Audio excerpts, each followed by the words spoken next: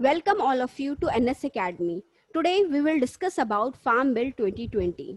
हमारी food and processing minister Harsimrat Kaur Badal ने resignation दे दिया है। ट्विटर पे उन्होंने ये लिखा है, I have resigned from Union Cabinet in protest against anti farmer legislation and ordinances, proud to stand with farmer as their daughter and sister. हमारे किसान भाई लोग भी ट्रैक्टर निकाल के प्रोटेस्ट कर रहे हैं और ऑपोजिशन वाले भी काफ़ी कुछ बोल रहे हैं।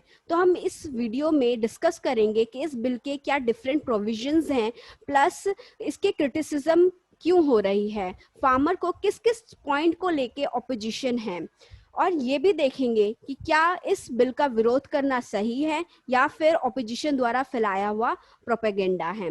जो लोग स्टूडेंट कैंडिडेट कॉम्पिटिटिव एग्जाम की तैयारी कर रहे हैं, इस पूरे वीडियो को अच्छे से देखिए, सारे प्रोविजन को अच्छे से समझिए, क्योंकि आने वाले अपकमिंग एग्जाम में आपके करंट अफेयर जीके वगैरह में इससे रिलेटेड क्वेश्चन पूछ सकते हैं, क्योंकि गवर्नमेंट पॉलिसी स्कीम से रिलेटेड हमेशा क्वेश्चन पूछा जाता है। आगे बढ़ने से पहले don't forget to subscribe this channel, because ये मुझे बहुत मोटिवेट करता है और ज़्यादा एजुकेशनल वीडियो बनाने के लिए, इसलिए subscribe this channel. Farm bill 2020 को समझने के लिए पहले सिस्टम पूरी तरीके से कैसे काम करता था, ये जानना आपके लिए बहुत इम्पॉर्टेंट है।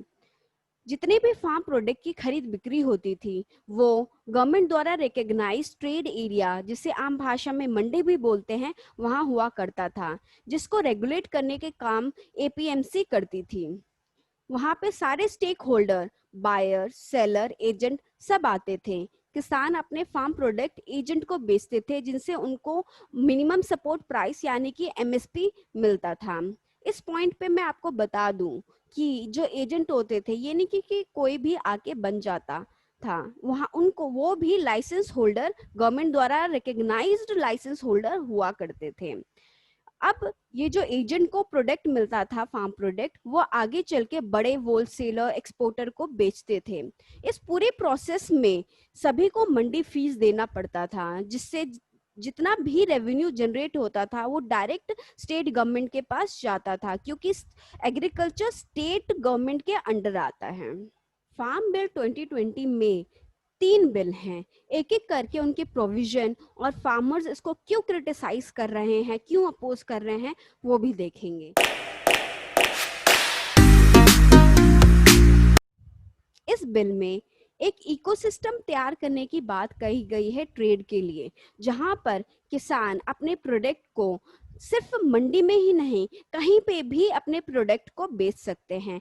पहले ये रेस्ट्रिक्शन था कि अपने प्रोडक्ट को वो मंडी में ही बेचते थे, लेकिन अब मंडी के बाहर भी वो अपने प्रोडक्ट को बेच सकते हैं अपनी कन्वीनियंस के हिसाब से। यहाँ पे एक पॉइंट इम्पॉर्टेंट बात ये है कि जो मंडी फीस उनको पहले देनी पड़ती थी, अगर वो बाहर बेचते हैं तो उनको मंडी फीस नहीं देना पड़ेगा। Barrier free inter state and intra state movement की भी बात की गई है, मतलब कि अगर कोई मूवमेंट कराना चाहता है एक स्टेट से दूसरे स्टेट, तो जितने रेस्ट्रिक्शंस पहले फेस करने पड़ते थे, बैरियर्स होते थे, रेगुलेशन होते थे, वो अब नहीं होगी। इनफैक्ट इंट्रा स्टेट मूवमेंट में भी अब कोई इतनी दिक्कत नहीं होगी।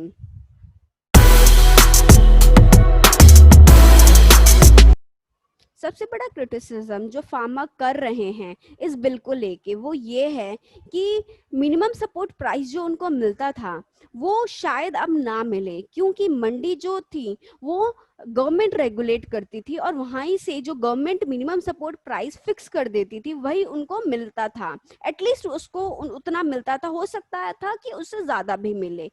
लेकिन अगर मंडी से बाहर बेचने का प्रचलन चल गया तो वहां पे गवर्नमेंट का रेगुलेशन काम नहीं करेगा और हो सकता है उनको मिनिमम सपोर्ट प्राइस ना मिले और बहुत ही लो प्राइस में बड़े एक्सपोर्टर, बड़े होलसेलर उनसे ले, तो मिनिमम सपोर्ट प्राइस ना मिलने का खतरा और डर किसानों के अंदर है। इसके अलावा जो एजेंट हैं उनको भी इस बिल से बहुत दिक्कत है, क्योंकि अगर सभी मंडी के बाहर चले जाएंगे तो उनका कमीशन नहीं बनेगा। They will face the heat.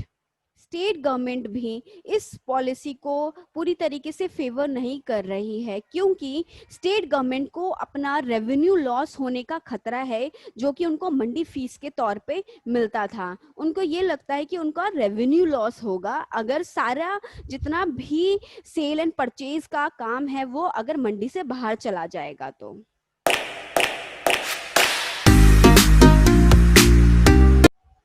इस बिल में ये कहा गया है कि जो बड़े बड़े एग्री बिजनेस फर्म हैं, बड़े बड़े रिटेलर, होलसेलर, वो छोटे किसानों के साथ एक कॉन्ट्रैक्ट साइन कर सकते हैं, जिसमें फ्यूचर फार्मिंग प्रोडक्ट को प्री एग्रीड प्राइस पे वो उनसे लेंगे। अब इसका क्या मतलब हुआ, एक एग्जाम्पल को लेके हम समझते हैं। मान लीजिए किसी गांव के पास एक मैकडॉनल्ड ओपन हो रहा है। अब उनको आलू की जरूरत होगी, तो वो अपने पास के जो गांव हैं, उनके जो छोटे छोटे किसान हैं, उनसे कॉन्ट्रैक्ट साइन कर सकते हैं कि जो नेक्स्ट सीजन में जितने भी आलू होंगे वो हम आपसे 40 रुपए किलो के हिसाब से खरीदेंगे। अगर बाई चांस मौसम खराब हो जाता है नेक्स्ट सीजन में, या किसी और फैक्टर के वजह से जो आलू का दाम है गिर जाता है, उस समय पे जब फसल कट रही होती है, उस वक्त अगर आलू का दाम 30 रुपए किलो है, तो भी मैकडॉनल्ड वाले को 40 रुपए किलो के हिसाब से ही आलू लेना पड़ेगा। यही मतलब होता है future farming product at pre agreed price का। जो रिस्क है मार्केट अनप्रिडिक्टेबिलिटी की, वो ट्रांसफर कर दिया गया है फार्मर से स्पॉन्सर की तरफ। अब अगर किसी फैक्टर के वजह से प्राइस जो है वो कम होता है, दाम अगर गिर जाते हैं, तो भी किसानों को उसका प्रभाव नहीं पड़ेगा।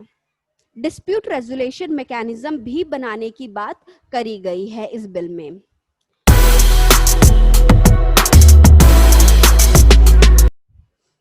क्रिटिसिज्म इसी बात की हो रही है कि किसान निगोशिएशन में हमेशा वीकर रहेंगे। हो सकता है कि उनके सामने अगर बहुत बड़े बिजनेसमैन बैठ के अगर निगोशिएट कर रहे हो, बात कर रहे हो, तो वो कुछ बात ना कर पाए, वो निगोशिएट ना कर पाए, और जो बड़े फर्म हैं वो डोमिनेट करे छोटे किसान को, और वो अपने हिसाब से किसी भी प्राइस पे किसानों को मनाने की बात करे। तो उनका जो पोजीशन होगा बड़े फर्म का, वो हमेशा डोमिनेटिंग रहेगा और किसानों का हमेशा इंफीरियर रह सकता है।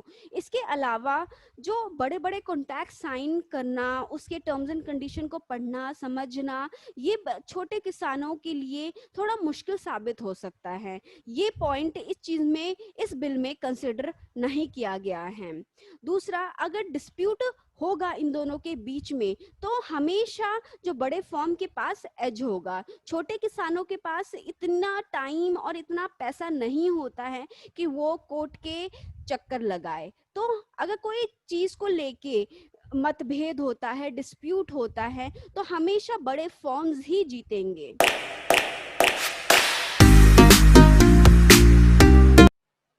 इस बिल में ये कहा गया है कुछ एसेंशियल कमोडिटी जैसे कि cereal, pulses, oil seed, potato, onion, इन सबको एसेंशियल कमोडिटी से बाहर निकाल दिया गया है।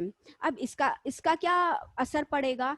पहले एसेंशियल कमोडिटी को आप स्टॉक करके नहीं रख सकते थे, आप गोदाम में बंद करके नहीं रख सकते थे, लेकिन अब इन सब को आप गोदाम में स्टॉक करके रख सकते हो। आप लंबे समय तक आप कोल्ड स्टोरेजेस में बंद करके रख सकते हो, accept under extraordinary circumstances like war.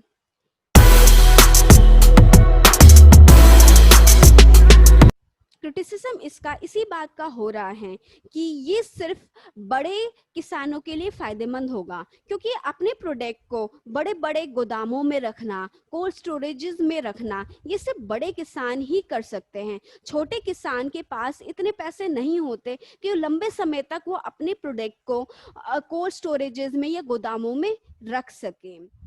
इसके अलावा ये साइकिल भी चल सकता है कि सारे बड़े किसान मिलके सब गोदामों में रख लें और प्राइस बढ़ा दे बाहर। बाहर अगर कम भी रेट है, अगर प्राइसेस लो हैं, तो सब स्टॉक करने लग जाए। डिमांड एंड सप्लाई का गेम है ये सब इकोनॉमी में। अगर वो सारे स्टॉक कर लेंगे, अवेलेबिलिटी बाहर नहीं होगी, तो डिमांड जो है अपने आप बढ़ेगी, जिसके वजह से प्राइस बढ़ेगा। और जब प्राइस बढ़ेगा तो वो अपना अपना तब वो बाहर निकालेंगे और बेचेंगे। इससे जो आम जनता है उसको भी नुकसान उठाना पड़ सकता है, उसको भी महंगाई फेस करनी पड़ सकती है। तो ये ना केवल छोटे किसानों के लिए नुकसानदायक है, बल्कि आम जो जनता है उसके लिए भी बहुत ही महंगा का सौदा है। अगर आपको ये वीडियो अच्छी लगी, इंफॉर्मेटिव लगी, तो इसको शेयर कीजिए। और अगर आप पहली बार आए हैं तो चैनल को सब्सक्राइब कीजिए और बेल आइकन को भी जरूर दबाइए। Thank you.